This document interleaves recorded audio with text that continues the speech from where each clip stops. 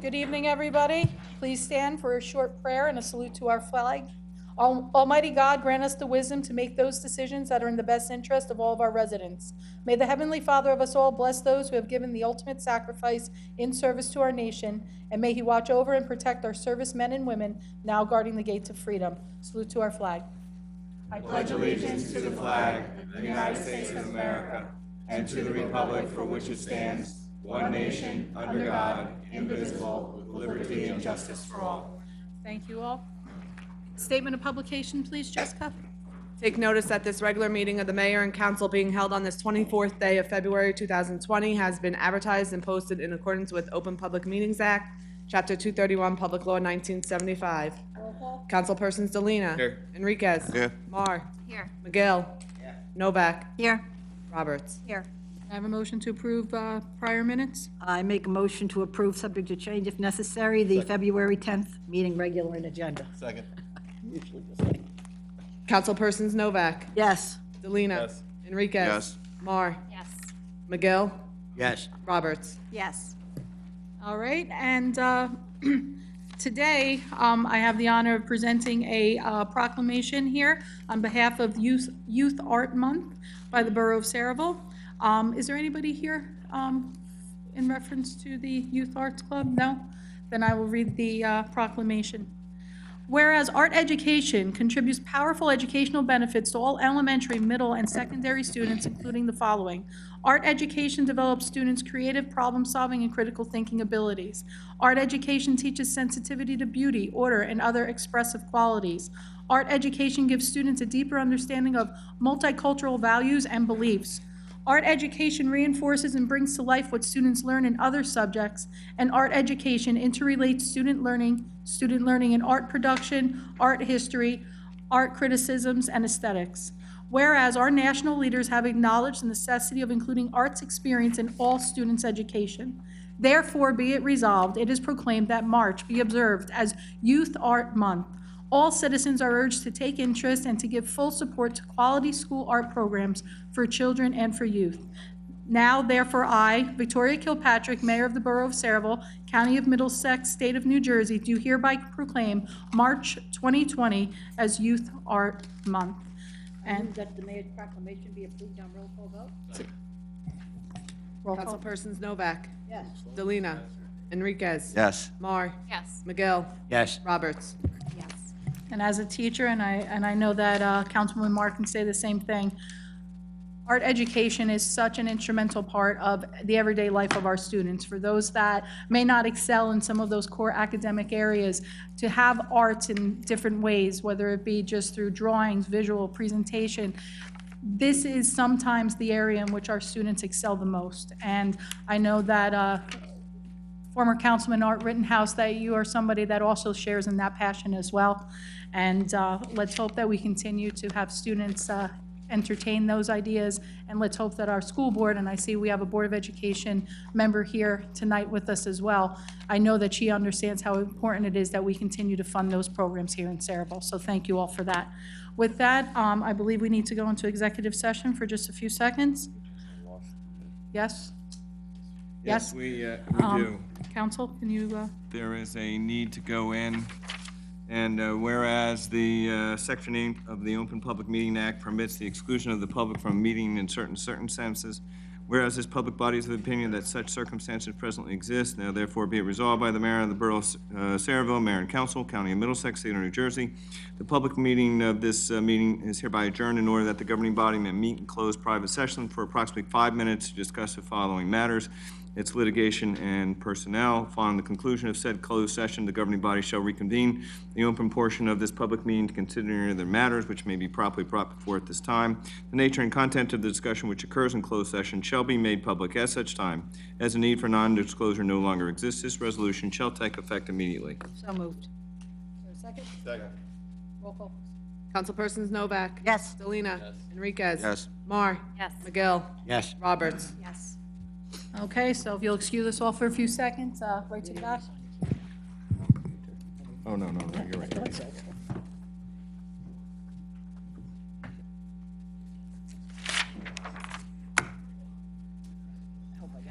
Oh, sorry, That's I okay. thought I you were was waiting passed. for it. I thought everybody had passed.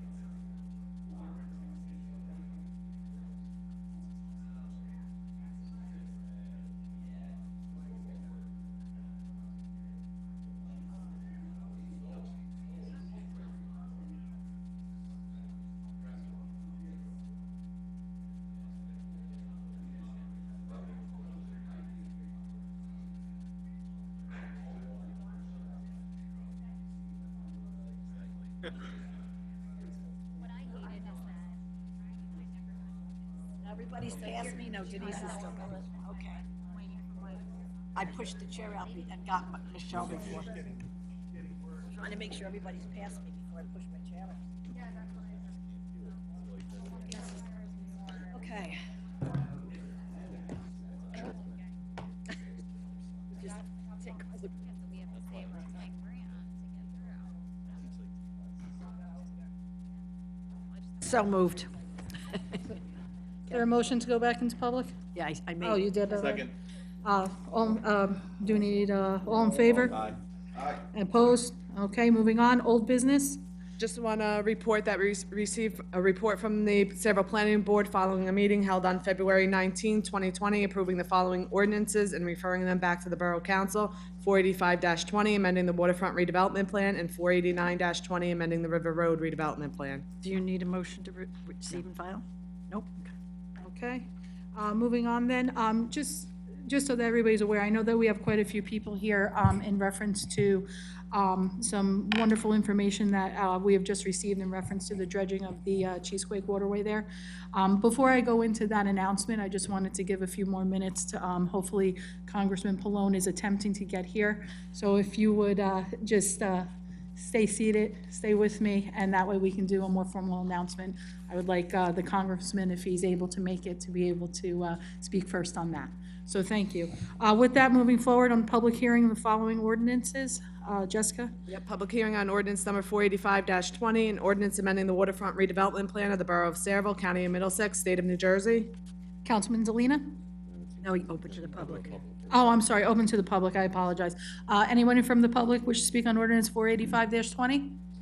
Seeing none, I have a motion to close the public. Thank you, Mayor. I move the public hearing be closed, the ordinance adopted on second and final reading and advertised according to law. Is there a sec? Roll call? Councilpersons Delina. Yes. Enriquez. Yes. Mar. Yes. McGill. Novak. Yes. Roberts. Yes. Public hearing on ordinance number 487-20, an ordinance supplementing and amending ordinance number 436-19, fixing the salaries of certain borough officials, officers, and employees for the years 2020 to 2022. Open to the public for any comments on 487-20? Seeing none, can I have a motion, please? Councilwoman Roberts? I move the public hearing be closed, the ordinance adopted on second and final reading and advertised according to law. Second. Roll call, please. Councilpersons Roberts. Yes. Delina. Yes. Enriquez. Yes. Mar. Yes. McGill. Yes. Novak. Yes. Public hearing on ordinance number 488-20, an ordinance supplementing and amending ordinance number 437-19, fixing the salaries of certain borough officials, officers, and employees for the years 2020 to 2022. Anyone from the public wish to speak on ordinance 488-20? Seeing none, I'll have a motion. Councilwoman Roberts again? I move the public hearing be closed, the ordinance adopted on second and final reading and advertised according to law. Second. Roll call, please. Councilpersons Roberts. Yes. Delina. Enriquez. Yes. Mar. Yes. McGill. Yes. Novak. Yes. Ordinance number 489-20, an ordinance adopting the River Road redevelopment plan amendment. Okay, anybody from the public wish to speak on ordinance number 489-20? Seeing none, can I have a motion, please? Councilman Delina? Thank you, Mayor. I move the public hearing be closed, the ordinance adopted on second and final reading and advertised according to law. Second. Roll call, please. Councilpersons Delina. Yes. Enriquez. Yes. Mar. Yes. McGill. Yes. Novak. Yes. Roberts. Yes. Okay. I have no appointments at this time, Jessica, so we can move into new business. Introduction of the following ordinances. Ordinance number 490-20, an ordinance amending Chapter 17, Parks and Recreational Areas of the revised general ordinances of the Borough of Saraville. Let's see, recreation, that would be Councilman Enriquez. Move the ordinance be approved on first reading, advertised according to law, and a public hearing be held on March 10th, 2020. March 9th. Oh, Second. it says, It says 10th on here.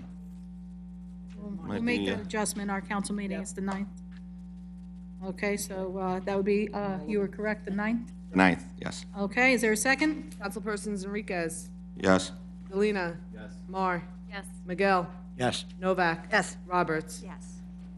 Introduction of ordinance number 491-20, an ordinance amending Chapter 2, Administration, Section 2.15, Department of Recreation of the revised general ordinances of the Borough of Saraville. Councilman Enriquez again, please. Thank you, Mayor. I move the public hearing be closed, the ordinance adopted on second and final reading and advertised according to law. Oh, excuse me, I'm sorry. I was supposed to introduce. Introduction. I'm sorry.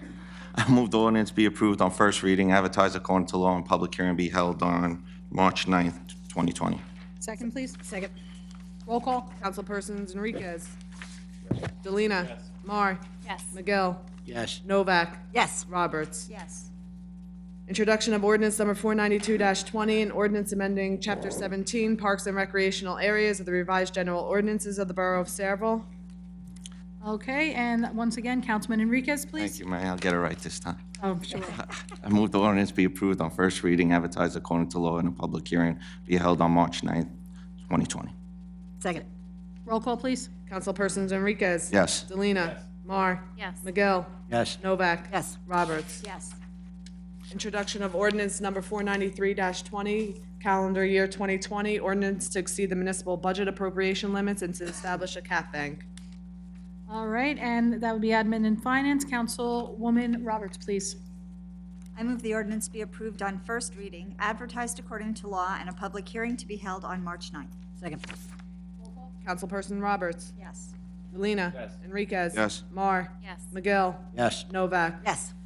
Introduction of ordinance number 494-20, an ordinance amending Chapter 2 Administration to amend subsection 2-62.2 composition of the Recreation Advisory Board of the Revised General Ordinances of the Borough of Saraville. Councilman Enriquez again, Thank you, please. Mayor. I move the ordinance be approved on first reading, advertised according to law, and a public hearing be held on March 9th, 2020. Second. Roll call. Councilpersons Enriquez. Yes. Delina. Mar. Yes. McGill. Yes. Novak. Yes. Roberts. Yes. Introduction of ordinance number 495-20, an ordinance amending Chapter 2 Administration to amend subsection 2-34.2 membership of the Revised General Ordinances of the Borough of Saraville. And finally, one more time, Councilman Enriquez. Thank you, Mayor. I move the ordinance be approved on first reading, advertised according to law, and a public hearing be held on March 9th, 2020. Second. Roll call. Councilpersons Enriquez. Yes. Delina. Mar. Yes. McGill. Yes. Novak. Yes. Roberts. Yes. And that brings us over to our consent agenda resolutions. Is there anybody from the public that would, anyone from the public that would like to speak on any and all resolutions listed under the consent agenda? Mayor, move the public portion be closed, the resolution's approved, and roll call vote. Second. Roll call, please. Councilpersons Novak. Yes. Delina. Enriquez. Yes. Mar. Yes. McGill. Yes. Roberts. Yes. Okay, and we'll move on to our CFO's report. Denise? Madam Mayor, thank you. Thank you very much, Borough Engineer. Thank you, and our Borough Attorney. No report, Mayor. Okay, at this point then, I will ask if there's any comments from the public on any and or matters. Mr. Rittenhouse?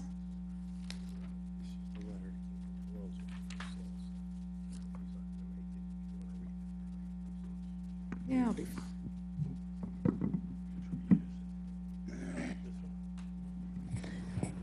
Good evening, Arthur Rittenhouse, 33 Delacat Lane, Saraville, New Jersey, also Chair of the Saraville Shade Tree Commission. On the Shade Tree Commission, you mentioned March is Art Month, Mayor. On March 27th, we're having our third annual art contest, which is open to all the public, private, and parochial schools. And notices have gone out to each one. So that's, fits right in. And then we Thank have you for Arbor that. Day coming up in April. Also on Shade Tree, Denise, we're still not getting our finance reports on a monthly basis. If you could please see that. What? Email them, is fine. You can email them or leave them in our mailbox. Either one. Thank you. Okay, on another subject, Fulton's Landing. I submitted an OPA request this week to find out what permits had been filed with the borough pertaining to Fulton's Landing. We went through this last year. Unfortunately, they've been doing a lot of work, and no permits have been filed with the borough of Saraville, which I don't understand because we do have ordinances, and we also found that they have a very hazardous material that was dumped there in 2017. So I think it's imperative that we find out if and how that was removed. So I was very disappointed to find out that no agency has filed anything. The answer from construction was that that's the Soil Conservation District, but as we know, they don't do soil testing and they don't do anything. So I wish the mayor and council would look into that. It does affect over 500 homes in the area. Thank you. Okay, thank you, Art. I'm just going to ask our attorney, Mr. Dupont, can you look into both of those things? Yes. Regarding I'll permits reach and out to then? Mr. Lair. Okay, thank you so much. Yes, please come forward. Name and address, please, for the record. Sure. My name is Pat Bodak, 8 Cheyenne Drive, Parlin. I just have a quick question. Is there any oversight by anybody regarding the cable companies in this town? It's a very good question. I'm going to defer over to my business administrator. We've been looking into this now for a couple of months, and I know that Dan has contacted quite a number of people under my request, and we do have some information to share with you. I am not happy with it, though, so No, neither am I. I'll let Mr. Frankel address I your don't know if you question. recall, but last year, we also had the person from Cablevision come in front of the mayor and council, and we asked them to check a lot of things. We also probably coming here because you have a rate increase, I'm assuming. That's one of the reasons. yes. And the other reason, I think, is your service. You're probably not as happy with your service as you should be. No. So the response that I've been getting directly from Cablevision it hasn't been a good response. It just has been no response. So actually, the borough attorney and myself, we started calling the Board of Public Utilities for the state of New Jersey. We found out that the Board of Public Utilities does not have jurisdiction over the cable companies anymore. Okay? Of course. It's under Congress. So we've contacted our Congressman Pallone's office, and they're looking into it right now. So as we go through and we peel that onion back and back and back, we're just finding out that this is a very difficult situation. Cablevision is not being very responsive for us. And now you're going to ask me, what can I do about it? I will tell you from what we've researched, there's a couple of sources you can do. Number one, you could go to satellite. I'm not telling you to do it. I'm just saying you could go to satellite. True. The other thing is, depending if you have younger children, God, no. you don't. Okay, so we've been playing it. We've been talking actually to the high school we're trying to get their, I'll call it their Geek Squad, as they call it.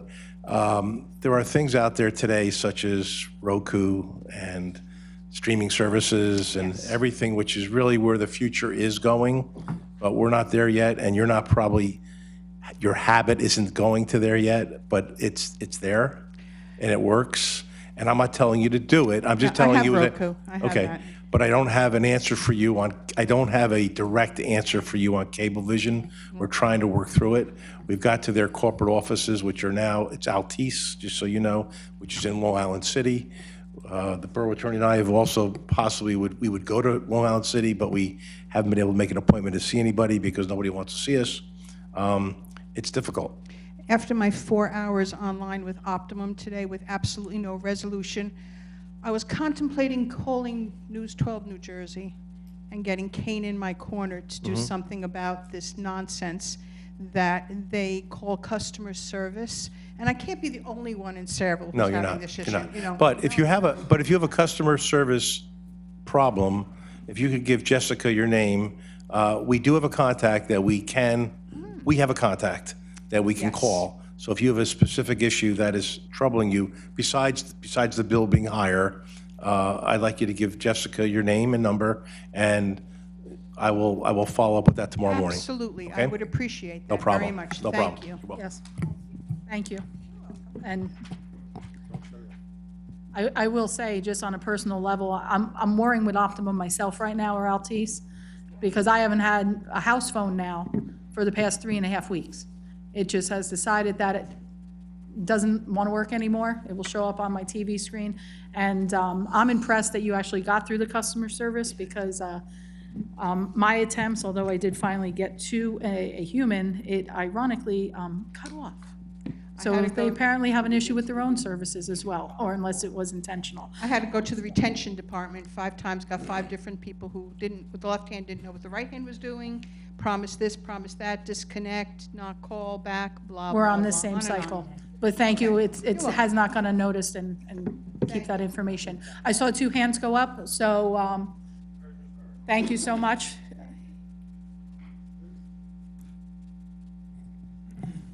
Hello, Ruth.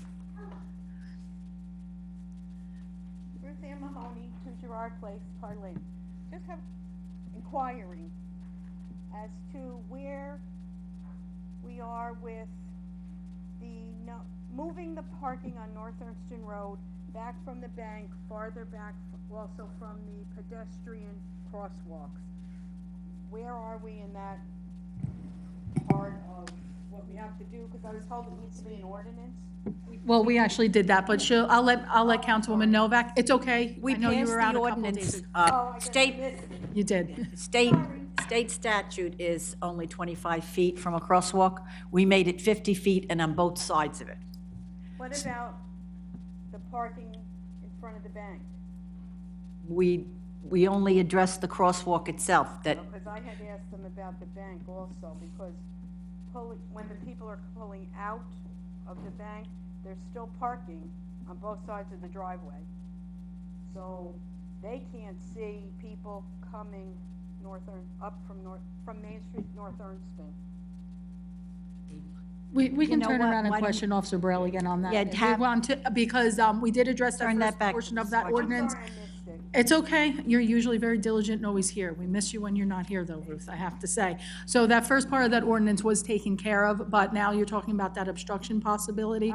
So that might not have been something that they either realized. I'm certain that you spoke to them about it. We can have, I'll have Dan reach out to Officer Braille again and turn around and see. Oh, I'm sorry, Councilman McGill, please. I know, I it got might be you. necessary to make it no parking all the way to the corner. Ruthie, I met with the PD last week, and I met with Officer Braille, Sergeant Braille. Sergeant Braille. And he has, one of the things we are going to do is, where the crosswalk is, we are going to get the solar-powered caution lights, okay? And I was going to ask that. I don't know what the exact cost will be, but we are going to get those, and we are going to use a different type of reflectorized paint on the street so people can see as you're walking across. I'm more concerned with ShopRite, just trying to get in and out of ShopRite as a pedestrian. And with this, at least people will see that there's a reason to use caution and slow down. I can tell you from the traffic studies, one of the reasons we can't have a regular street light there is you've got Washington Road there, and you're 400 feet from the entrance into ShopRite. That's rear-end heaven. Okay, but we are going to put up the lights and. Yeah, he had said about the paint he had mentioned. Yeah, and yes, it's something that really it's got to pop. People got to see it. It actually looks like there's stones in the road until you get close to it, so. It's got to pop, and he's got a great idea. Cool. And I think it's going to go over very well. Great, appreciate it. Okay, Thank you. you're welcome. Thank you, Ruth. If anybody wants to see any of those signs that Dave was talking about, East Brunswick has them on several streets. And it doesn't require any wiring like a lot of these things do. It's all done on solar power, so they're much cheaper. Hello, young man. Hi, how are you? Good, thank you. Name and address, please, for the record. Randy Litz, 99 Main Street. I also have a parking problem. In between Domino's, Crystal's Bakery, and the other guy at 105 Main Street.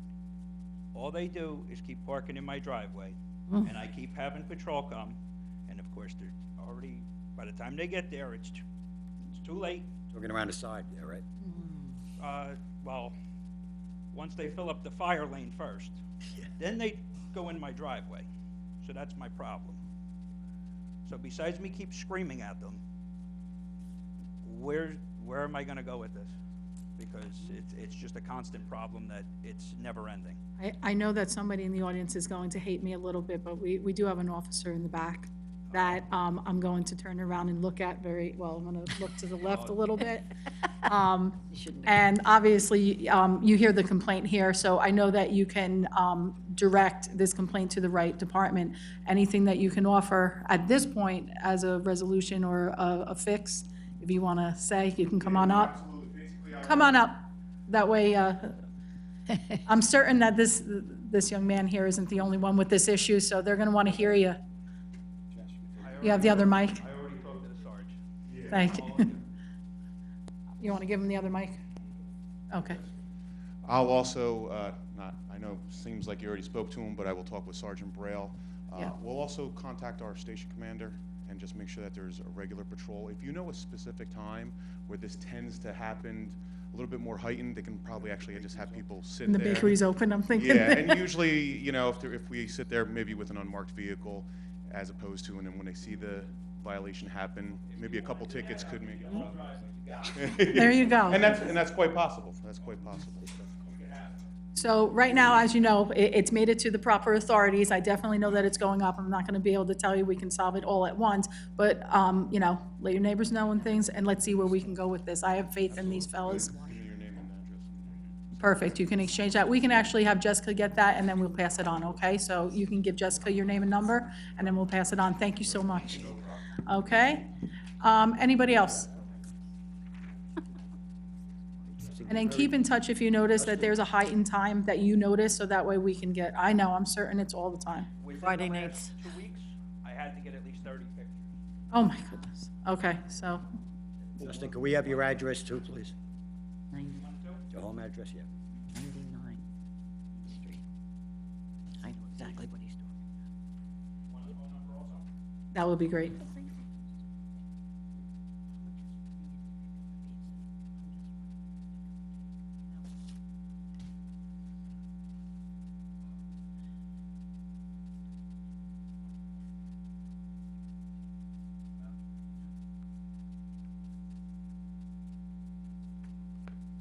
A long address and a long telephone number, I think. No, I'm teasing. I wrote it twice. No, that's, I'm Oh, thank teasing. you. Thank you.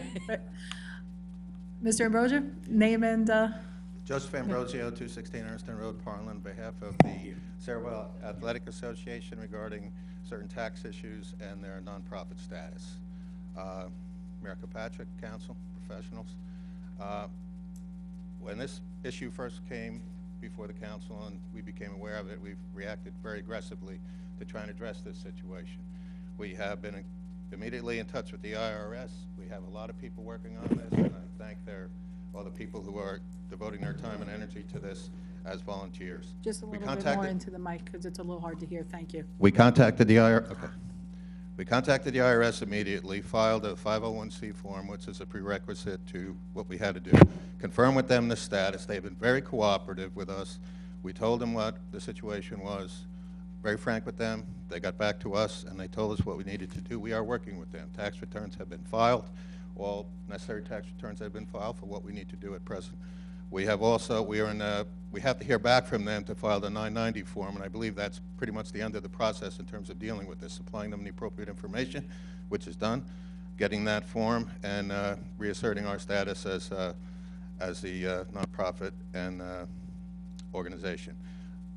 We have addressed this in a very serious fashion, very aggressive fashion, and I wanted the mayor and council to understand that. I have a letter that I can submit to them, which is basically what I'm talking to you about at this point, but I wanted everyone to be aware this is being handled aggressively.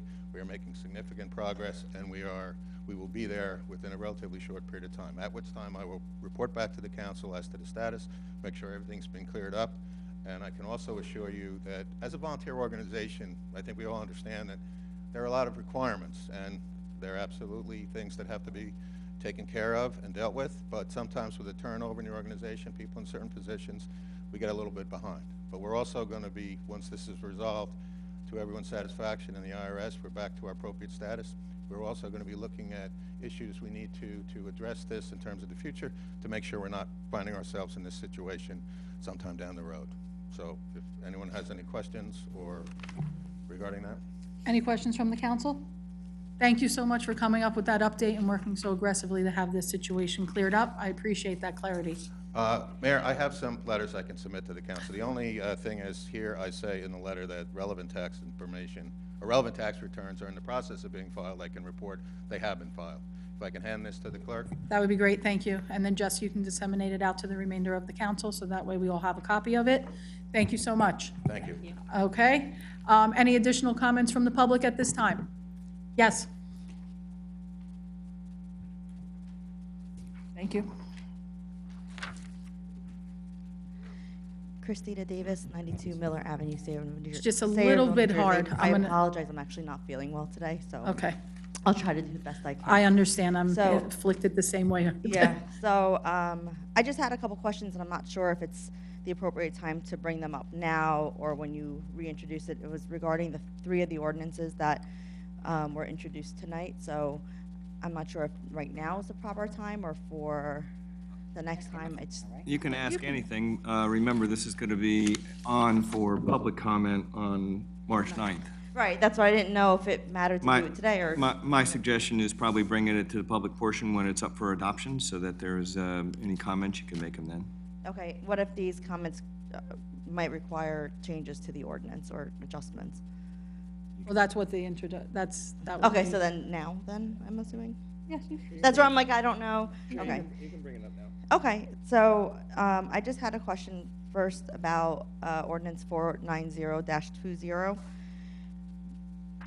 Line B, a league financial statement prepared by a recognized accountant or accounting firm independent of the organization for prior year will be given to the Recreation Department by May 31st of the current year. I was just wondering why that was removed from the new ordinance. Mr. Ust is here, our Recreation Director. He can probably come up and speak more accurately onto why that was removed. Hi, Jerry Ust, Director of Recreation, 93 North Edward Street, Sayreville. After reviewing the ordinance and talking to a number of the presidents of the other organizations, it's a burden to these organizations to have to pay over $1,000 to have an accountant come in and do some sort of forensic accounting. So the main things that we looked at in the ordinance were that they had to comply with their background checks. We needed to know the rosters. We needed to know who their executive board members were. Excuse me. These were the items that I saw as to be more critical that the Recreation Department had. In 15 years, we really haven't had a problem with finances until last year. I think so. What Mr. Rust is saying is that many organizations would prefer to keep the finances or cost of the accountant within the community or within the organization so that they could spend it on the kids. Okay, I'm just, the reason why, in my thought process anyhow, the reason why that was included in this membership was in order to, because as a couple of council meetings before, Mayor Kirkpatrick had specifically had said that the Borough Council wanted to keep an eye on the youth organizations that are municipally sponsored in the town because you guys are giving money to those organizations, correct? Like you want to be able to vouch for sponsoring those organizations. So by having these financial statements submitted to the borough, to Jerry Ust, for review, only keeps, in my opinion, that checks and balances in line. Unfortunately, last year, that didn't happen, and we found out a little too late by the time we found out there was an issue with financials at one organization, but that was dealt with swiftly. So I just don't see how removing that is going to benefit anyone when it's really as a check. They still have to submit, if I may. All this does is eliminate that it's an accounting firm or a recognized accountant. That is something that we all have to make sure that we are doing whenever we're dealing with any type of sports or youth organization, whether it be through money or any other types of behaviors or activities. We are still going to control, maintain, and ask that our director do exactly what he is paid to do, and that is to make sure that all of our organizations are operating under the law and compliance of everything from taxes to the way that they handle their money. This does not eliminate his ability in order to turn around and have those youth organizations submit those types of records. It just eliminates the burden of those organizations having to pay out thousands of dollars to those professionals if they can maintain those records appropriately by using the volunteers on staff. In the event that there is an issue like we had with the previous organization, then we would then have to turn around and ask that organization to turn around and hire in who they need to in order to support the monies and what we're seeing in their accounting records. So it doesn't actually leave us in any bigger of a situation where people are operating without oversight. They're actually getting the same oversight. Okay, Thank you. because that was the only area that was the only language in these ordinances that specifically, spoke about financial statements. Secondly, on number F, the second, 5 lines down. A new contract between the Borough of Sayreville and each organization be executed in February. Establish a yearly total reimbursement for pertinent organization. I was wondering why that was removed. And if that is removed, how and when will the amount of taxpayer funding be distributed to the municipally sponsored organizations? I'll refer over to our director for that response. The equation that we use is the number of kids that each organization has, and we try to keep a constant between each organization, somewhere between $28 and $30 per child who's registered to the organization. Now, there are a lot of things that go into this calculation. The borough, at different levels, does different things for different organizations. Like soccer, we maintain all their soccer fields. We have to cut their grass every week. We have to line their fields every week. Several Little League, on the other hand, is a leased organization. They maintain their fields. We really don't do much physical labor at the Sayreville Little League field, so what we do is simply reimburse them for their referee fees. We, in turn, for soccer, also reimburse for all their recreation referee fees. Sayreville A is the same way. They maintain their fields. We reimburse them for their, excuse me,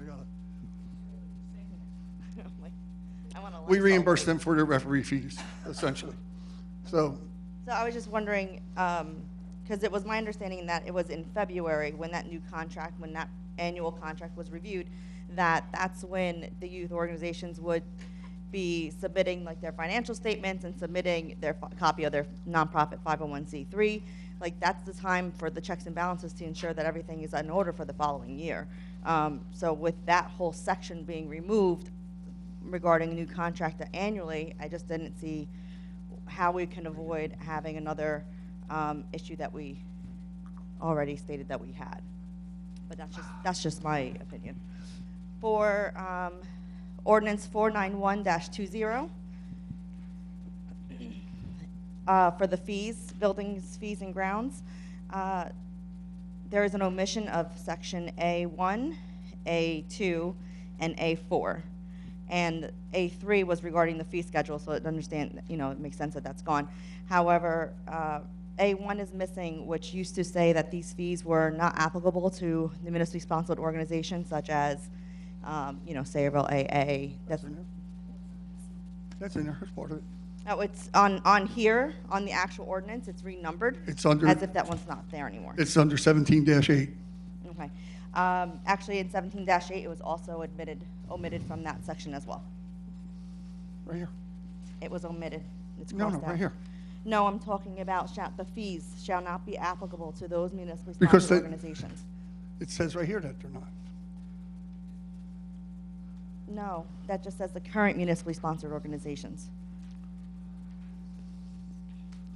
It was just, I figured it was an oversight that it was accidentally removed out of there because municipally sponsored organizations in the past were exempt from the fee schedule. Not that I'm involved with one, but, just a heads up. A2 was regarding. Excuse me, let me address that. They are, all municipally sponsored organizations are exempt from fees to use any field in town. Now, all the fields in town are Green Acres fields, and after my meetings with Mike and Green Acres, we have, based on what they have told us, we are allowed to set fees for usage of our fields, and we are allowed to exempt anyone that's municipally sponsored that we support. And just for the record, myself and Mr. Russ traveled to Trenton to meet with Green Acres, and Green Acres reviewed our ordinances, reviewed our schedules, reviewed our processes, reviewed our permitting process, and they all found that they were reasonable, that they gave fair access, and the fees were fair and reasonable. So following that meeting, this is why we introduced the ordinance. I also met with the NJDEP. Yep. Well, we met with Green Acres, not the... with the Green Acres representative from NJDEP. Yep. My question is, though, that in this ordinance, that fee set forth, that statement specific to the municipally sponsored programs, not that I'm a member of a municipally sponsored program, so this doesn't really necessarily apply to me, but it'll apply for someone like Sayreville Little League or SAA, that by being municipally sponsored, they're exempt from these fees, which is completely understandable. However, in both these ordinances, that section was struck thrown. So, which means that they're removing it. So I just want to make sure that that was an oversight and an accident, not on purpose, because otherwise that would make them accountable for those fees. Jerry, you know what we can do is we can remove that provision which you prepared that accidentally, it looks like. Yeah, it looks like it was an oversight, and I'm Right. trying to And give so you guys a theref- heads up. So the current municipally sponsored athletic organizations do not have to pay fees. So we will amend that. Correct. The second thing is about the Green Acres, but you've already adjusted that, because 2A was removed. Right. That the borough would not charge any fees for Green Acres properties, and you're now charging fees for that. I just want to, I'd just like to make a comment there. We were the only town who didn't charge for use of the Green Acres fields in all of Middlesex County. that is untrue. All right, who's the other? Hazlet. Okay. It's not Middlesex. Oh, Middlesex. Well, there's another one. I have them, but I know that Hazlet was one of them. A4, I'm sorry? A4 was also missing. I just wanted to make sure that that was not an oversight, or it wasn't, on purpose.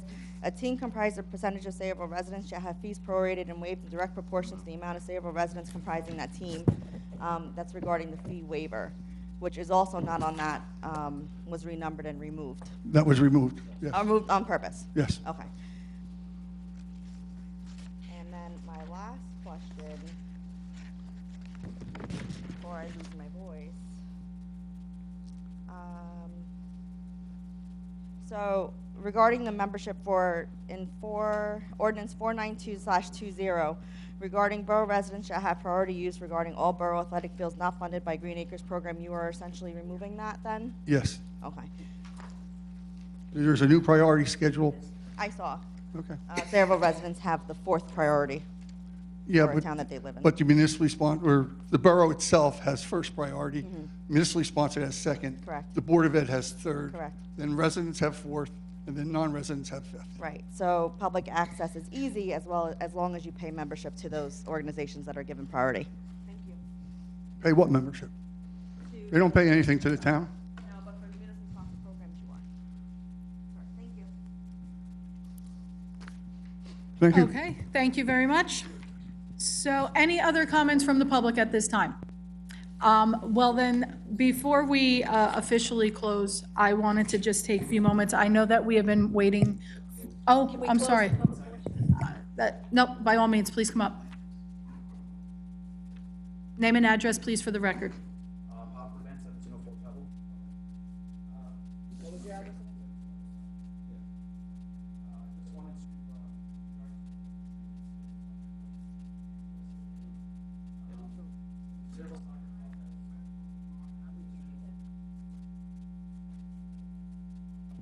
We're good. In regard to the Sayreville Soccer Club and as well as the SAA, we paid a certain amount for our winter training for U8 and U10 boys at the fields in East Brunswick. We were kicked out of those fields our third week there by Ms. Davis and her husband. I called 2 East Brunswick police officers to come in and let us know what was possible, because we paid a certain amount of money to the club to have our kids play there, regardless of what, where we're going to play in the spring, where we're going to play in the fall. We still paid part of our $550 to participate in that winter training. So here I've got an attorney represented, and I wanted to just let you know that I am filing a demand letter back on behalf of the parents of those U8 and U10 boys to get the money back from the SSC. The only reason is because we were promised to have the fields. We were promised that we were able to play there, and then they denied us service. So due to the facts of that matter is why I had to hire a personal attorney, and on behalf of the people, I will file a class action lawsuit if this isn't resolved. And this is going to go ahead, and if, like I said, this is going to go out. It went into the mail today, and I want this to be the first thing I can present this to the council and the mayor as well, just so you guys are aware of the situation and what's going on, and move on from there. And that was it. Thank you. Thank you very much. Can you please submit those over, please? So that way we do have copies of that, and we'll hand that over to the borough attorney.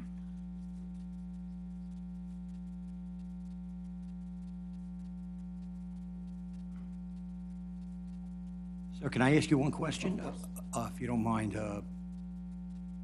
there any monies involved in this? Oh, absolutely. I mean, each of the teams that were there, we paid $575 for the, $550 for the whole season. And what, do you know what the total is on that? It's a lot of money, you know, and I mean, if you look at it, we had 4 travel teams, I believe, Yeah. you know, for the fall.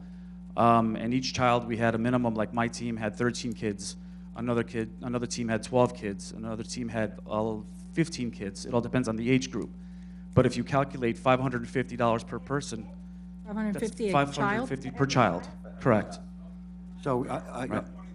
so you say, in other words, these monies, They're currently with the SSC. and you cannot get, you can't get all of We them. have not. I've asked for, before I arrived at the fields, that I can't give you an exact date, but I've met with Christina Davis outside, and I asked her, and she told me this wasn't the time or the place to discuss the matter. And I asked her, when would that be?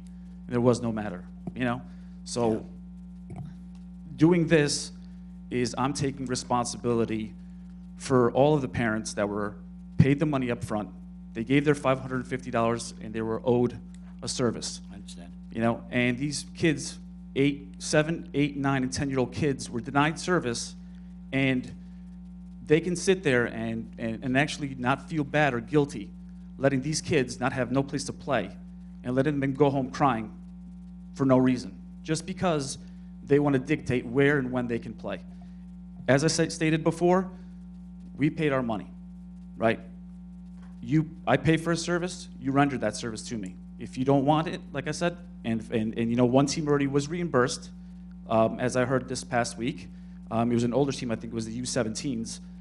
But, you know, when it comes to that perspective of, you know, letting children go and play after your parents have already paid for the fees well in advance, you know, back in August and September, and now, you know, the winter training comes upon us, and they don't want to give us a reason why we can't play there. You know, it doesn't make a difference where we decide to play. You can't, you know, it isn't a dictatorship where you can tell me, oh, you're going to play here, you're going to have to sign here. And even had, you know, parents, while entering the facility, have them sign a piece of paper where they're either playing for Sayreville AA or the Sayreville Soccer Club. What relevance does that make? It doesn't. You know, the kids are there to have fun, the kids are there to train, the kids are there to get away from reality for an hour and a half. And they took that away from them. And that's all I have to say. Thank you for your opinion. Thank you. Yes.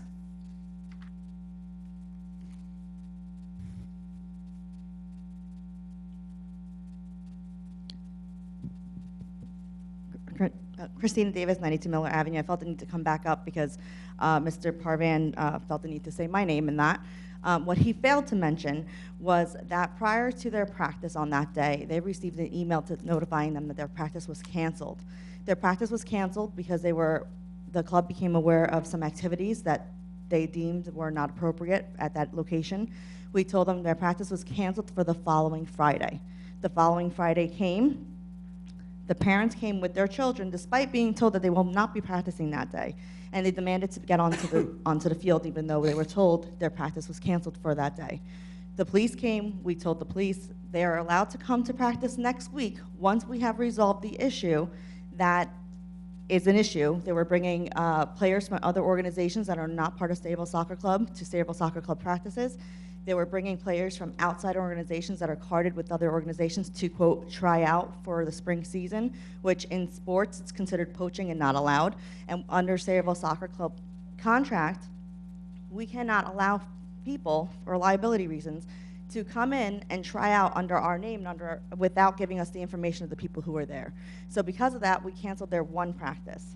They were then sent an email that said, if you abide by these rules, you bring, and I wish I had the email with me, that you only bring Sayreville Soccer Club carded players, that you do not have players from other organizations that are carded for other organizations at your practices because it's not allowed. And if you do have players that are not allowed to be at the practice, that they can't be there, and that's a liability. The other thing that we asked is if you were going to have tryouts, players coming to try out for your team in spring, that the Sayreville Soccer Club needed to have their demographic information so we can put that under the liability with NJU Soccer, so we can say that these players were covered for that session. That team, the U8 and U10 team, no longer decided on their own to show up for their own practices. The practice space has been open and reserved for that team every Friday night between 6 and 7:30, and they have chosen on their own not to attend those practices. We have yet, even though those practices and those fields are still open, Sayreville Soccer Club, we were offered by the Fields Complex to take those times out. Why pay for space that we're not using? And we said, no, we'll leave it open because that time is reserved for the U8 and the U10, for that U10 team that Pa was talking about. And they still choose to not show up on their own. We can't make them. Winter practices are not mandatory. They're optional, and if they choose not to show up, then they choose not to show up. But that practice space is still open and reserved for them as long as they abide by Sayreville Soccer Club rules and bring only Sayreville Soccer Club players to practice. Can I just ask you, because this has been going on for a few weeks, and if you know, I've never asked any questions about this. There were children involved here, Absolutely. and a hell of a lot of adults. Correct. And all I can picture from the descriptions that everyone gives me are the refs, coaches, and a pretty good-sized legal team hitting a field at the same time. Right. I don't know where this has all gone off the rails. If there's an elephant in the room, I'm not aware of it. Boy, you know, as someone pointed out to me this evening, I am an old man. But you know what? Then it was called Sandlot. And the boys and girls picked up their gloves or their basketball or wherever, and they had a good time. I just don't hear any good time here. I'm not pointing fingers at anyone, but who are the culprits, the kids or the parents? I just don't get this. The problem on that Friday, and I wish I had my thing, I could picture out the day. The problem on that Friday specifically is these parents were told ahead of time that their practice that day was canceled. It's as if these people came to this council chambers, the doors were closed, and you told them there would not be a council meeting today. And they showed up anyway. And then they show up and complain, we're not allowed in there, how dare you cancel our practice? So now you're bringing children to a place where you were told you're not going to be allowed to go in there today until this is resolved for next week. And now there's children upset in the hallway, there's children crying, and their parents are bringing them there for that, and then bringing them home after they were indeed not allowed to practice because their practice was canceled.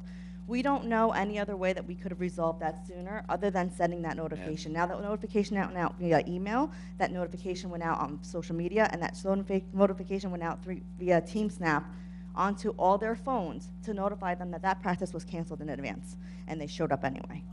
All I can say to Regardless, you, the situation is very, very unfortunate. We have a lot of children and a lot of much so, players yes, that are much very so, upset. Yes, but all I can request, that you guys have to reach an accommodation here. Oh, absolutely. These children are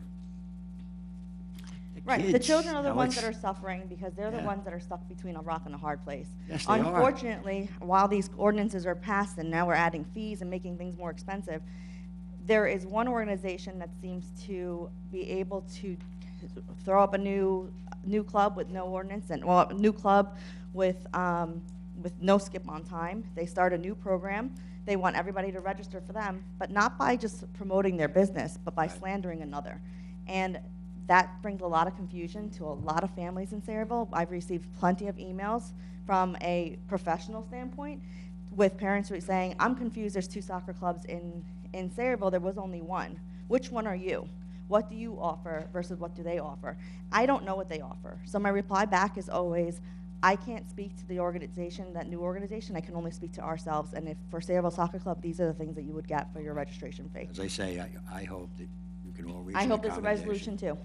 And I still don't know what No. anyone is talking about. We are just looking for access to public access parks that in the town that we live in, for taxpayer money that we pay for, to have our kids play in the same town. understand. We're not looking to have, And if I- we're not if looking I- to if I have might one on organization monopolize the whole thing. We love the fact that there's 2 organizations in town because families have the right to choose whichever organization works best for their family.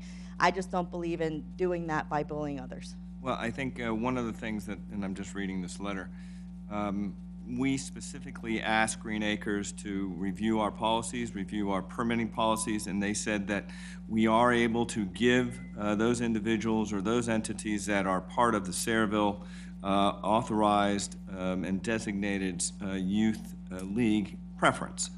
I just want to make sure that I heard correctly because I'm just reading this. So you've been asked in this demand letter to return the $550 per student or per player for soccer. Or your organization charges $550? The travel program, which is different than the recreation program, the registration fee is $550. That covers the fall season, winter indoor practice space that is optional, as well as spring season. So Now that- that includes their rec fees, their game fees, their league fees, all their fees that you can possibly have Yeah, are all included. I'm in just that. trying to digest, because this demand letter went out, I think today or on Friday. And what they're asking for is, since the U8 and U10 boys have not been able to participate, they're asking for the Sayreville Soccer Club to provide an accounting of fees collected and expenses incurred by the club for 2019, 2020, and then for an immediate refund. So I guess these parents are upset since Sayreville Soccer is not a designated Sayreville youth organization. They are asking for a refund of that $550 for soccer. So, and I'm just reading what I just was handed to. So my suggestion is that, as Councilman McGill said, there has to be some accommodations for these parents for U8 and U10 boys who signed up and were paid those fees. So I've not been in receipt of that letter. Okay. The parents that did sign up, when they signed that contract to register, they registered for the full season, which is fall and spring, which is why that fee is the way it is. We're also, just so everyone knows, one of the most affordable travel programs in the area, not only in Middlesex County, but Monmouth County and Union County combined.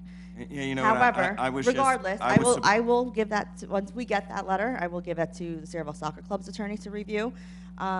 But the other aspect of this is what I don't think people understand of how you run a business, and I'm sure Again, you understand. I think Well, what's let me say, what's shocking to me is having a son who plays soccer. You know, the fee was $75, and so For recreation. when I wrote down, no, he's in a travel team Mm-hmm. in Red Bank. That's that's almost 6 times as much. So I think that's what they're trying to do here is just to ask for an accounting of those fees collected and the expenses incurred. So again, this is just reading. like from I here. said, I would give that to my attorney, and he will Okay. give that out. In the past, the treasurer has given them those figures, and they quote unquote didn't believe them. The problem with the program, not the program, but the problem with stating that they want a refund, when we start a program, when we budget, just like any of you do, when we budget for a program, we go out and we get contracts that encompass the whole season.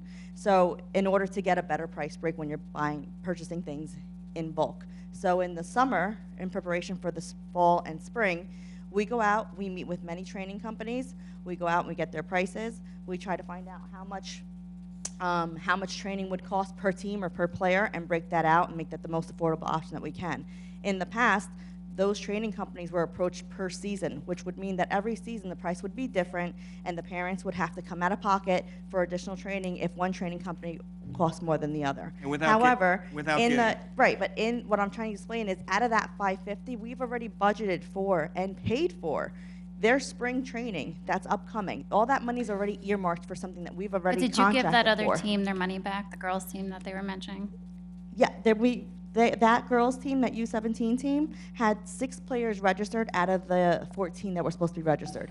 Those So players then why were- not do it for the other 2? Because those players had not started their season, they had not been carded, and none of their fees have been deducted from that. So why So not they were- 2/3 then, instead of all the money? Because they signed a contract for a full year. If you allowed, and NJU Soccer, this is not a Sayreville Soccer Club, if you allow for mid-season transfers, there's punishments that come with that. Not from Sayreville Soccer Club, but from the administrative bodies that supervise soccer. It's discouraged for teams to leave mid-season and transfer from one team to another team because it leaves the remaining kids by themselves. So that U8 team that he was referencing to, that still exists at Sayreville Soccer Club, they took 4 or 5 of their players, which essentially made Sayreville Soccer Club's U8 with 3 players. That's not fair for the kids. That's not about the kids. That left 3 kids without a team that they were expecting to play on. Yeah, I think. So, I understand where they're coming from, but the reason why those regulations are in place is to prevent people from taking 5 or 6 kids away from a team and leaving another team unable to play.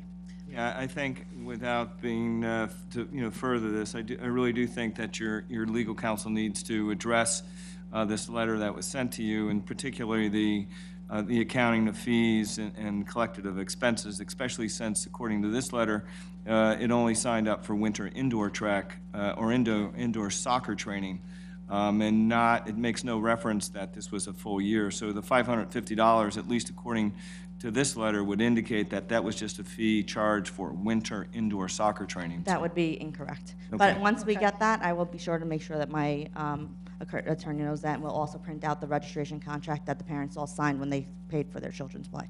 Okay. Can I just ask a question? Of course. Are you, when you say they're not, he was trying to bring kids in that were not carded, did he try to bring kids in that had not paid that fee? They had not, which fee? Because there's no fee specifically for winter training. Okay. Did any parent try to bring kids in there that hadn't paid their fee? Yes. So they brought children that did not pay a fee, but we weren't looking for a fee because when you're trying out, it's not expected that you pay a fee at that time. Okay.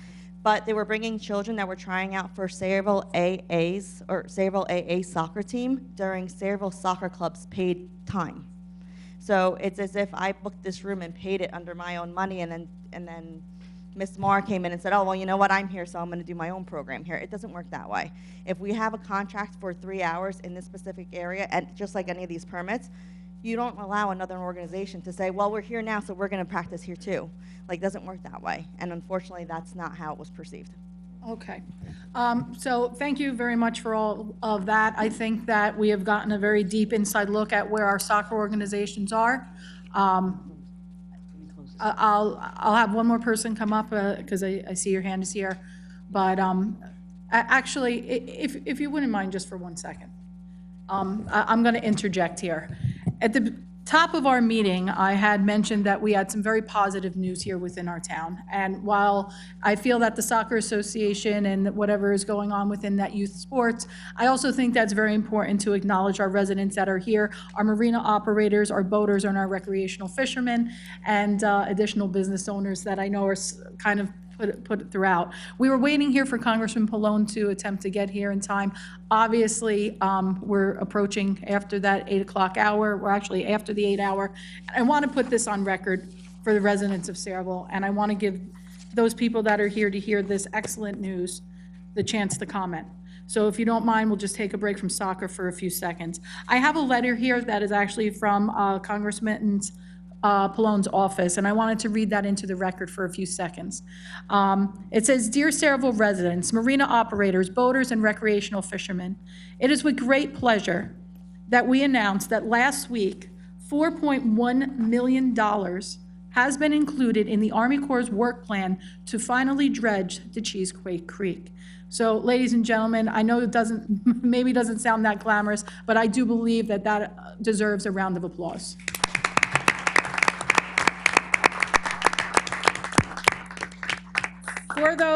For those that enjoy the creek for their businesses and pleasure, they have long awaited for this relief. You guys have heard us mention up here now for countless years how that area is now almost impassable and definitely unsafe for boaters, especially during that low tide time. With funding in place now officially, the preliminary process of this project is expected to begin this summer, with the dredging to begin this fall 2020. This is enormous for that area and for those companies and for those businesses that have watched steadily streams of industry go away and people not be able to use that waterway. So this was enormous, and it was not an easy lift. In talking with Congressman Pallone's office multiple times for over a year, he literally said said to me, Vic, only in Sayreville does it take an act of Congress in order to get something done that makes complete and absolute sense. So I'm excited to continue to read his letter. It says, my office, along with Senator Booker and Menendez, worked diligently to provide the Army Corps of Engineers with adequate funding to complete this project for fiscal year 2020. He goes on to thank myself, Mayor Kilpatrick, the council, and borough officials for their steadfast help in securing this critical funding. It is with their help that we were able to urge the Army Corps of Engineers to make dredging the Cheesequake Channel finally a priority. And I have to also say that without Assemblywoman Yvonne Lopez's help, this also would not have been done. Frank Pallone goes on to say that I know I speak for all those that utilize the creek, that this project is great news and long overdue. Efficient and safe waterways are critical for New Jersey's economy, and this funding will make sure that the marinas, the boaters, the fishing industry can operate effectively. I thank the Army Corps for its partnership in keeping the creek safe for navigation and open for business. We all look forward to seeing this project getting underway this year, and I really wanted to thank you guys for taking the time out of your busy schedules this evening to come before us and actually hear us officially put this press release out. I know that a few of you probably would like to say a few words, and I know that you have ideas about how we can make sure this project is smooth. Was there anybody that wanted to come to the microphone in reference to this? Please come up. And thank you for your patience. I know who you are, but name and address for the record so everyone else knows. Bill Lockwood, Lockwood Boatworks, Mayor and Council, thank you for time here. After hearing about money allocated to the dredging, I went and spoke with the people at Morgan today, people at Browns Marina. I tried to get a hold of people that talked to John Subex, as well as Rennie. Rennie is over in Old Bridge at the old Viking Marina. And the money, $4 million, a lot of money, but the big thing, one problem has to be addressed is the height of the jetty, Yes. south jetty. Okay, if we don't get the jetty looked at in part of this dredging, the storms, and not only just Sandy, but any good east winds, it just blows the waves, water up onto the Lawrence Harbor Beach, and pushes it up and over the jetty and deposits it inside of the jetty, right on the beach, inside, on the Lawrence Harbor side. And obviously, as the tide starts going out, whatever water that is, sand that has been disturbed because of the storm, because of the wind and the waves, just then goes out with the tide and it deposits it out, at the mouth of the jetty. So we definitely need to have a look at where that jetty's got to be looked at in conjunction with the dredging. Otherwise, we're just wasting the money. Right. They did the last time it was dredged was like 31 years ago. And they tried some cheap fix there with concrete bags. They had a saw one on there. Whitburn Bridge. They pumped a lot of the sand from the jetty up onto the Lawrence Harbor Beach.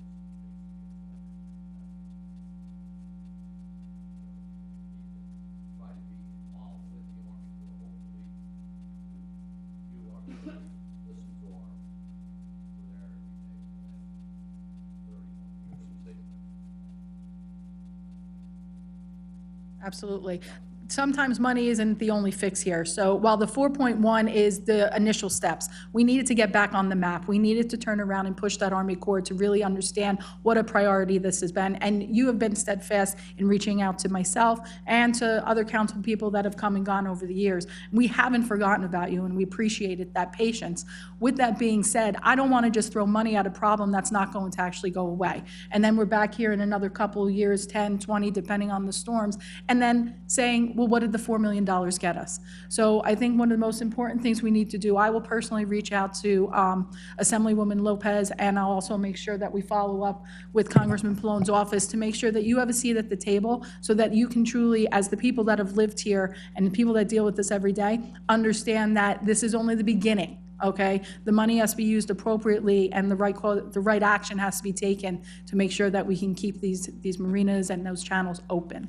I cannot thank you enough for coming here tonight, so I appreciate that. Thank you. Thank you. Anybody else wish to speak on behalf of our $4.1 million? Yes, hand.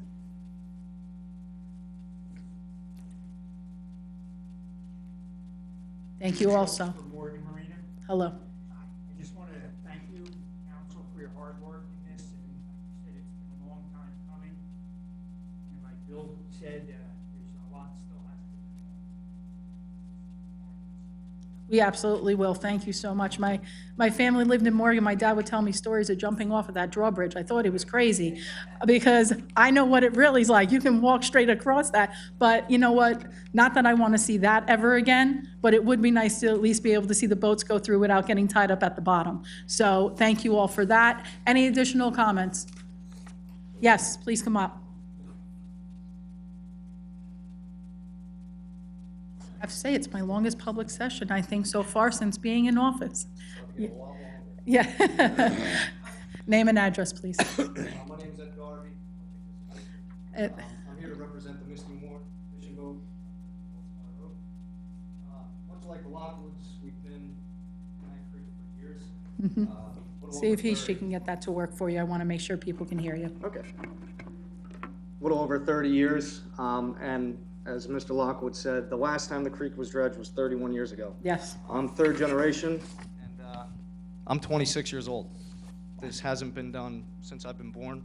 I don't think my parents were married yet.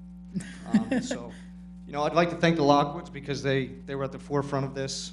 They really brought this to everybody's attention, and I'd like to thank all of you for getting the job done. So, Thank as Bill said, this is the start. There's other things that need to be put in place to make sure this doesn't keep happening. So, Absolutely. Thank you very Thank much. you. And thank you. The Misty Morn is great memories for me growing up. These are some of the positive things that we need to continue to highlight here in this town. Anybody else wish to speak? Okay, so thank you all for coming out in reference to that issue. We have two individuals, I think, that want to speak on soccer. So I want to give them their due diligence. I understand if the tide brings you out over there in the back, but you're more than welcome to stay. Please come up.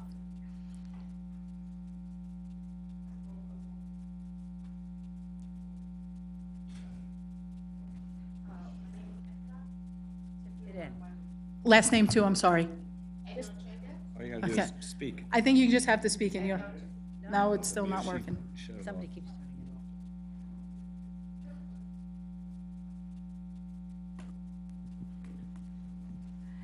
it Edna Ochenge, Ochenge. Okay. 2011 Ridgeview Court, Pauline. Yeah. Okay, go ahead. In reference to the budget that she was talking about, I have a screenshot of, it's on my phone, I don't have it here. I actually sent an email to Albert, and he sent me a budget based on 13 kids on our team. The registration was, based on the 13 kids, the registration came up to $7,150. Then they charged us credit card fees, which were $228. Then there was players and coaches insurance, which came up to $240. Then they had the Ceraville Field and Complex upkeep, which was $260, which I just learned that the borough takes care of it. And then we had the trainers that we paid for $2,800. Then we had indoor facilities. For winter, we paid $1,200. And then we had the coach's child discount, which was $200. And then league fee for MOSA, which was $250. And then the ref fees, $600, MOSA cup fees, and all that stuff. So we were paying for credit card fees and things that were really unnecessary. And you have those accountings on your phone, you said? Yes. And is that something that maybe you can submit over just to us from the borough? Yes. For the borough's purposes, being that we were also given the demand letter? Yes. It's information I'd like to see. And then based on talking about the East Brunswick, first, when we walked in, I'll talk for myself. When I walked in, they wanted us to sign papers, a piece of paper to say that we belong to Ceraville. Their demand was, it's either we sign that we are under Ceraville's at the SSC, Ceraville Soccer Club, or we cannot be in there.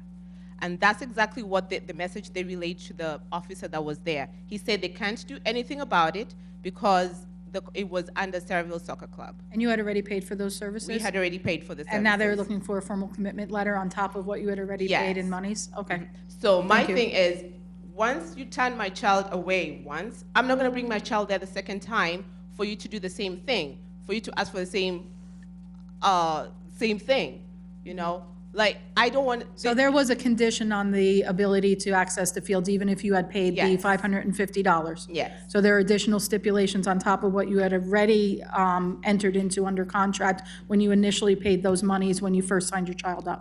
Yes, so she Okay. wanted us to sign, saying that we belong, pretty much saying that we belong to Saraville Soccer Club. And because we didn't want to sign, that is why we were not allowed there.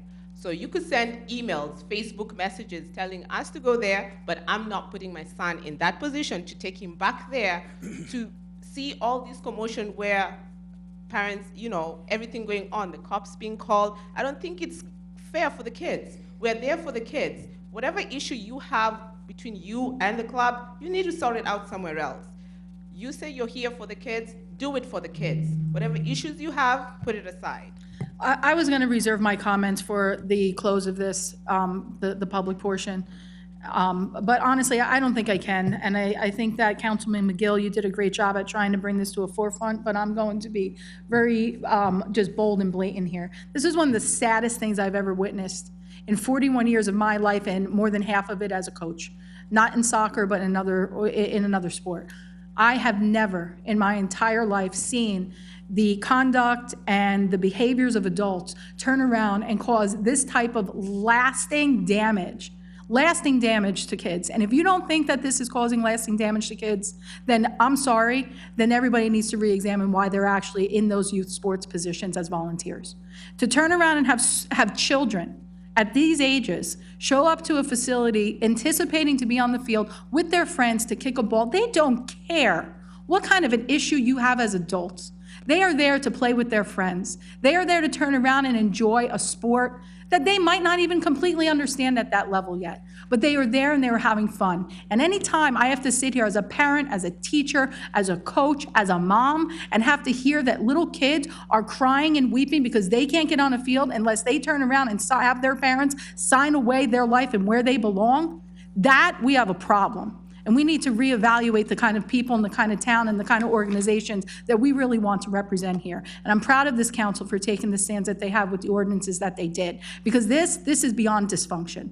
This is disturbing, okay? And to turn around and actually have to listen to this, relitigate it night after night, every single time that we are here, quite frankly, is an embarrassment to this community. It is, it's an embarrassment to this community. These little kids have suffered enough. To turn around and have attorney's fees, to turn around and have people come up here and try to say that one person is handling this better. No, no one is handling this better. Because there are kids currently right now that were told that night with police officers. Do you understand the lasting impact? And there's a police officer over there that can tell you the impact that a child is going to have as a result of being on a soccer field at 8 to 10 years old, waiting to play, and have to have police officers intervene in that. That is damage you cannot undo. That is damage you cannot undo. That is a stamp now, when that child sees a police officer, that's what they're going to remember. Quite frankly, I don't know how much more of this I can handle listening to at a public session anymore. The fact that we have to have our attorney over here looking at litigation fees, $550 a child, is absurd and ridiculous. Parents should have the right, for whatever reason, in order to put their child in a organization that they feel is going to nurture, harbor, cherish, support, and protect their child's emotional well-being, and not just what kind of an athlete they're going to be. Because no child should just be looked at as an athlete. You're developing young men and young women. And until we can get that in our head here within this entire community, from soccer all the way through, we are going to continue to have to litigate these types of problems here. And I, for one, have had enough. So with all due respect to the public that is still here listening to this, I recommend that as adults, you get your act together. Stop getting up here and pointing fingers. I don't even want to know if the rumors I've heard are true about why this debacle has occurred, because that's a whole nother level that I can't even get involved in right now. But I'm hoping that right now, at this point, we can put these microphones down. The people that are in control of these organizations are going to do what's right. That's going to do what is ethically and morally right for the well-being of these kids. And whether that means returning money back, but to sit there and say that you have to brand a child in order to say that I belong to this league or that league, we have serious problems. I'll let you continue if you so choose, but at this point, my comments are done. If my council cohorts would like to say anything else, they're more than welcome to. Mr. Mayor, I just want to say one thing. My name is Jonas Knappich, 407 Highland Street in South Amboy. I was the vice president of Cerebral Soccer, and I'm now running recreation for the SAA Soccer. One thing that I want you to know, I don't like seeing these comments either. Recreation represents about 80% of the soccer program in town. There was no issue with recreation. Recreation was fine. Majority of the issues that we faced, majority of the people did not know. So I myself don't like seeing these comments either. I don't like people having to come up before you guys and constantly hear this stuff. Jerry actually helped me to set up our winter program, and we did it, and it was way more successful than it was last year. Last year we were functioning normally, we had 90 kids. This year we kind of had to scramble really quick to get it together. We have 170 kids. I know that we'll be able to do the same thing with our spring program. So even though there's a lot of issues on the travel side, understand that on the recreation side, we will be fine. We're going to put a good program forward for the kids.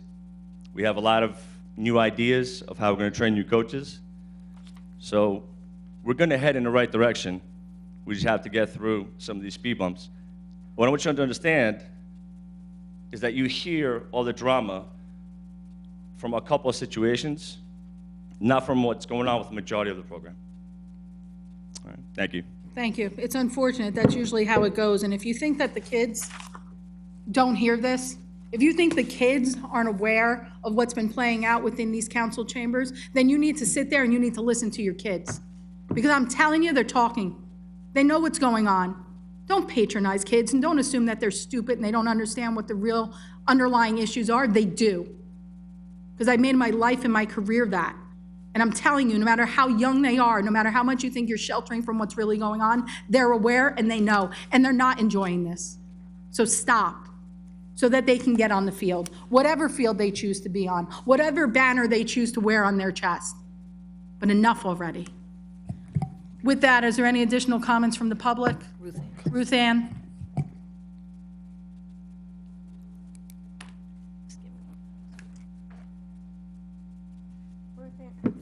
Ruth Ann Mahoney, 2 Gerard Place, Portland. I just have a comment on this mess. As a parent, as a grandparent, and as a great-grandparent, it's time to grow up, think about the kids, and put it aside. These kids are not being thought about. The adults are only thinking about themselves. I'm sorry, as a resident, this is sad, sad, sad. Thank you, Ruth. Anybody else? Anybody else from the public wish to speak? Seeing none, motion to close public? Second. All in favor? Aye. All right, motion to adjourn? Second. All in favor? Aye. All right, it is time to move on now to our agenda session. Ladies and gentlemen, please rise for a salute to our flag. I pledge allegiance to the flag of the United States of America and to the republic for which it stands, one nation, under God, indivisible, with liberty and justice for all. Thank you all very much. Statement of publication, please, Jessica. Take notice that this agenda session meeting of the mayor and council being held on this 24th day of February 2020 has been advertised and posted in accordance with Open Public Meetings Act, Chapter 231, Public Law 1975. Roll call, please. Councilpersons Delina. Here. Enriquez. Here. Marr. Here. Miguel. Yeah. Novak. Here. Roberts. Here. All right, just before we move forward with old business, there is a very special person all the way in the back of the room that I would like to give a little attention to. So, our deputy clerk, I believe, but more importantly, I'm sorry, Nicole, it's not about you this time. I think you have a very important young man next to you that is here as a Boy Scout. Hello? That is here as one of your awards, correct? Absolutely. Would you mind coming up and just saying hi to a few people so that you can tell us what you're doing here? No. Mom, you want to do it? He just won't go? Okay. We put him to sleep, huh? Story of my life. Well, let me just say thank you for hiding back there. I hope that you're learning a lot of information. And And once you stop turning red, we'll talk later, okay? All right, thanks. Moving on then to old business, please. The following ordinances were introduced at the council meeting and will be listed for public hearing and adoption on March 9th, 2020. Let's move forward then. Let's see, communication and committee reports. I'll start with Councilwoman Roberts. Move the following minutes and reports be received and filed. Municipal Clerk's monthly report for the month of January 2020. CFO's investment activity report for the month of January 2020. 2019 parking permit year-end report. Is there a second? Second. Thank you.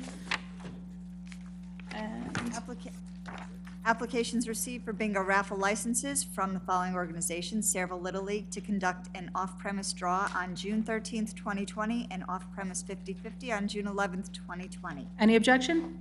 Wonderful. Moving on. Committee reports? There are no committee reports, but I do want to comment on the previous discussion. I did have a number of notes because there were so many recreation ordinances to be passed.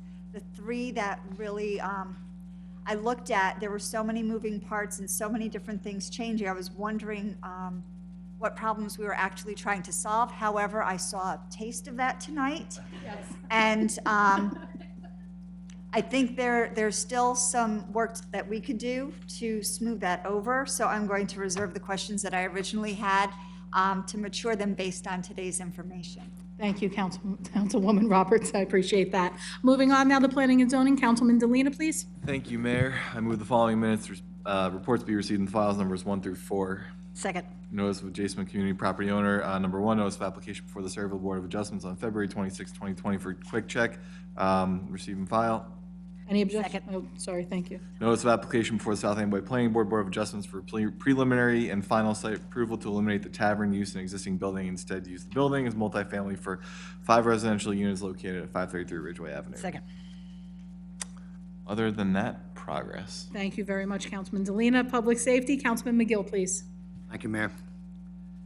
Will the following minutes and reports be received and filed? Number 1, municipal court report for the month of January 2020. Number 2, the Board of Health Registrar and County reports for the month of 2020. Number 4, Board of Health minutes of January 2nd, 2020. And number 5, the Police Department report for the month of January 2020 to receive and file. B, a request to travel received from number 1, the Engine Company number 1 and President's Park Fire Company to attend the St. Patrick's Day Parade on March 1st, 2020 in Belmar. Any objection? Number 2, the Melrose Fire Department Company to attend the St. Patrick's Day Parade on March 21st, 2020 in Keyport. Any objection to that? Okay. Notice to receive from the Board of Health that they will be conducting an annual free rabies clinic for dogs and cats. Thank you. By the way, that will be on Saturday, May 2nd, 2020 from 9 to 12. Thank you so much. Then we have a coin to us for the corner of Washington and Ernstine Roads received from Sayreville AA Soccer. March 28th and 29th, 2020 from 10 to 2. Sayreville AA Lacrosse on April 2nd, 11th to 12th, 2020, 10 to 2 p.m. And number 3, Sayreville Baseball, Softball on August 8th and 9th, 2020 from 10 to 2. Any objections on any of those? There is just progress on that, but I would like to add that, and I guess I'm probably going to start doing this until the end of whatever term it is I have. Our IT people, especially over in PD and in general in this office in Borough Hall, need all the help we can get. We talked about this earlier in the evening. Any help we can get, any funding we can get, Madam Mayor, to help Tommy with this. It's an insurmountable problem he has. We really have to bring ourselves into the 21st century here. 20th would be nice. Would be nice, but I'll shoot for the 21st. I agree with you. Thank you so much. I agree with you. We need to be creative here. Thank you very much. Okay. Moving forward, Councilman Enriquez. Thank you, Mayor. I move the following minutes reports be received and filed. Recreation Department report for the month of January 2020. And Thank you. And progress, Mayor. That is all. Wow. See, give him a lot of ordinances, and he has a short report. Thank you so much. Water and Sewer, Councilwoman Marr, please. I move the following minutes reports be received and filed. Line 1, Water and Sewer Director's Report for the month of January 2020. Second.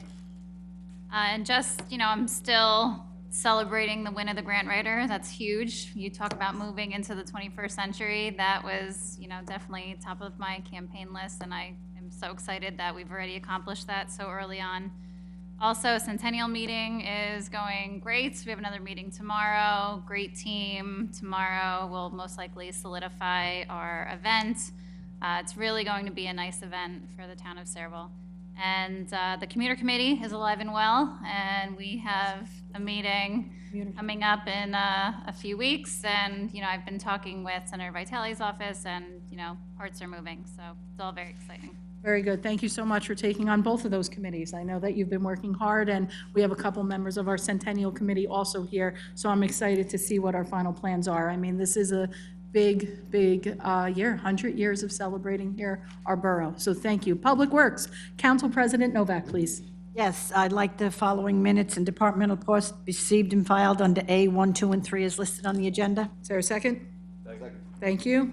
Okay, there's been a request received from the city of South Amboy to use our stage and bleachers during the St. Patrick's Day Parade, which will be held on March 15, 2020. Any objection? Okay, moving forward. Other than that, progress, Mayor. Thank you so much. Very quickly under my report, it's been a busy month. It's been a busy over 40 days for this past weekend. Unfortunately, I did get sick like many other people, but I wanted to just extend another thank you. I was invited to attend the Messiah Lutheran Church services on Sunday at 9:30, and I want to say thank you to that congregation for inviting me in and letting me celebrate for a couple of hours with them and be a part of their services. It's a great group, and they're looking forward to also participating in our centennial, and I know that Councilwoman Marr, along with your committee, will be reaching out to all of our faiths, all of our groups here, so that they can be a part of that as well. Moving forward now to our business administrator's report, Mr. Frankel. Thank you, Mayor. Authorization to add a 9/11 World Trade Center medical-related administrative leave policy to the employee handbook. Yes. Any issue? No. Authorization to execute a settlement agreement with ASME Local 3527 and SAMS regarding health benefit waivers. Any comment? Authorization for President Park Company to install an access control system in amount not to exceed $4,297. Any objection? Report received from Police Chief John Zabrowski requesting the business license be revoked for Buy and Sell World located at 1980 Route 35 North. Information is in your packet. Any objection? Do we need to call up? No? Okay. Okay. Authorization to appoint Frank Terzino as per diem employee in the Department of Public Works effective March 16, 2020. Any objection? Authorization to appoint Harry Gelbke to labor in the Department of Public Works effective March 16, 2020, pending physical and background check. Any objection? Authorization to renew the shared services agreement with Township of Woodbridge for various services for an additional 2 years commencing June 29, 2020 through June 28, 2022. Any objection? Authorization to amend the ordinance to combine the Recycling Commission with the Green Team and Sustainability. And any objection? That's it, Mayor. Thank Okay. you. Thank you very much. CFO Denise Biancamana? Okay, everything, Jay, Borough Engineer? Wonderful, and Borough Attorney? Mr. Du- No report, Mayor. All right, do we have a need for exec session at this time? No. Wonderful, then I will open to the public again for any comments or statements. Seeing none? I move the public portion be closed. Second. Motion to adjourn. Second. Okay, that was quick. Thank you all very much, ladies and gentlemen. Have a good evening. I don't know how I missed all of these applications for this. A little bit longer than me, so. Hold on a second. I'm going to be honest with you, I didn't see it. I was just shocked when I just saw it. From you, that means a lot. Yeah, I'm not gonna give you the whole. Well, everyone is safe. Fine. Did they miss one of these, all of these applications for Bye, staff? Jay. Bye, Mr. McGill. Yeah, we put them out today. Oh, you know what? They have to, that's in order, I don't think that's, like, once they're appointed, they're. Bye, Rob. They're appointed, they're, I don't do it at the next meeting. Will you remind me? Because I What's the matter? So- Oh.